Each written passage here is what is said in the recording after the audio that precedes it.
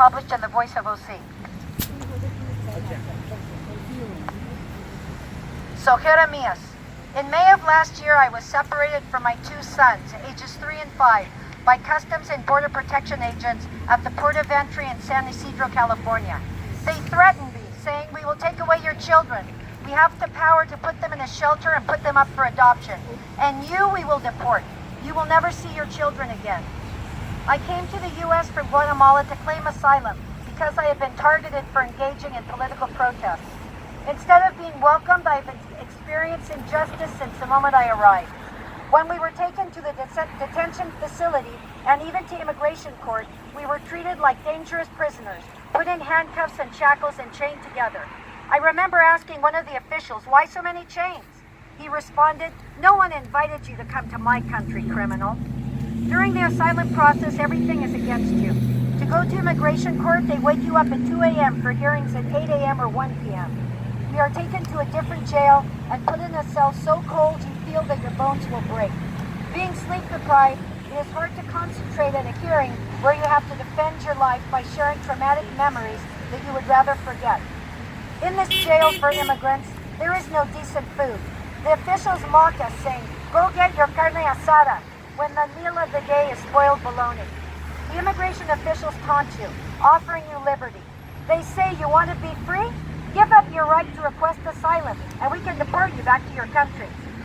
I spent 5 months awaiting the appeal of my asylum case. The Board of Immigration Appeals affirmed that I faced danger in my home country. But the immigration judge, who had denied me asylum in the original hearing, ignored the decision of the appeals court and ordered me deported to a country in which a higher court has affirmed I face persecution. The question is, why does the immigration system cause this injustice? Why separate families when we seek safety? Why detain us during such a long process? The reason is to drive us to despair, so that we stop defending our right to refuge.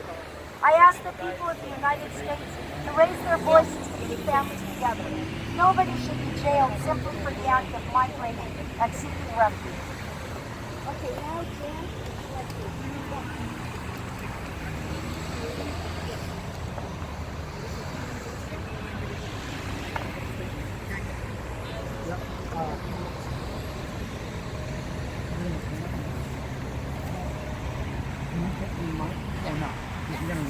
Do you want light?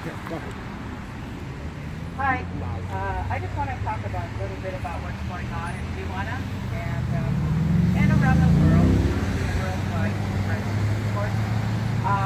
Right now, there are about 6,000 immigrants who recently come from Central America that are living in Tijuana. In tents, in shelters, on the ground, and as you can imagine, they have a lot of needs. They're sick, they need water, they need food, they need shelters, and the rain really goes into them. Anyway, it's really hard for the city of Tijuana too. They're having trouble knowing what to do. I've been going to Tijuana once in a while over the last few years, and have made friends, and I've been visiting people in detention since 2012, so I know people after they're deported, and people living in Tijuana are talking about and trying to help people. It's really hard. So what I did this last Monday, you probably heard about the big action down at the Interfaith action organized by the American Friends Service Committee. There were about between 400 and 500 of us down there, and in solidarity with the migrants in Tijuana especially. And the 3 demands, again, you may have heard earlier, are just that people have a legal right to seek asylum in the United States and in any country. That's the first demand. We're asking our government to give people the legal right because they're stopping people, not letting people cross. And people are waiting for months and getting appointments. The second is to stop the militarization of the border. I've never seen it so bad down there as I did on Monday. The National Guard was there. There were tanks. They put barbed wire addition to all the other militarization that's already there. The California Border Patrol are the ones that actually arrested the 32 people. 3 of the people, more than 100, were willing to be arrested, mostly clergy leaders, 3 of them from Orange County. Hussam Ayloush, the Executive Director of CARE. Asma Ahmed also from CARE, and Shakil Sayed were willing to be arrested. Hassam was actually one of the people arrested and released right away. So, What do we need there? How do we help?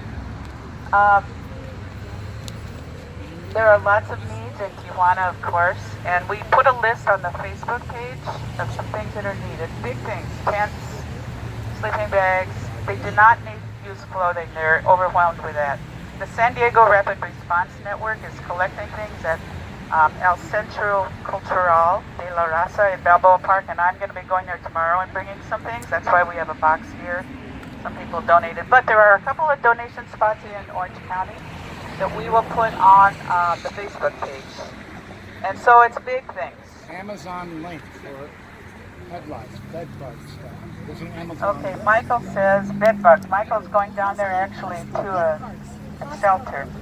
Yeah, we already have a list on there of some things, including Costco gift cards, new socks, new underwear, all different sizes.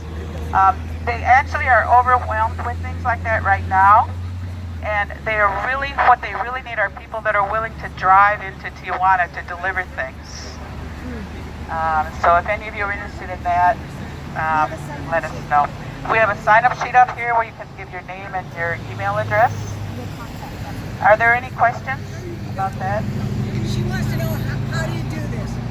You said on the Facebook, what's the name of the organization? There's a sign-up sheet right here, and we can send you information. Tell us the Facebook The group San Diego name. Rapid Response Network. Facebook group San name. Diego Rapid Response No, Network. it's the Facebook group is the Rally for Migrants. Oh, that's our Facebook. Yeah, that's where we're going to put this information. Yeah, Rally for Migrants, a moral call to justice. A moral call to justice. It's so important. It really is a moral call to justice. Moving from hate to love, isn't it? And more people are thinking these people shouldn't be coming here. What are we going to do? We have plenty of money in our country, don't we? Plenty of money in other countries too. And the future is migrants. There's going to be more and more of them coming. They're persecuted. The violence that's in Central America, climate change is causing a lot of new refugees all over the world, and they're coming in groups, and so we need to be kind and kind of spread that word. Jan, Try to tell- make our government kind. Tell everybody about your regular Facebook page for the longer struggle, the bigger picture. Well, yours. You also have your Facebook group. The Friends of Orange County Detainees is one way to get involved. If you just want to, the first level of visiting people who are detained, about 600 people here in Orange County, 50,000 adults around the country. The Friends of Orange County Detainees at gmail.com if you want to get more information. Also, there's a Facebook page called Advocates for People in Immigration Detention, but that's mostly about detention. It's not about the bigger issue. I work with a group called Freedom for Immigrants, and we're working to abolish immigration detention. We have visitation programs all around the country. Did you read the three things that they asked for in there? Yeah, I did. Did you take any cash donations? Cash donations, Yeah. I guess. She's going tomorrow, so she There's a box over here. Yeah, or give me some cash. Sure, I'll give you cash.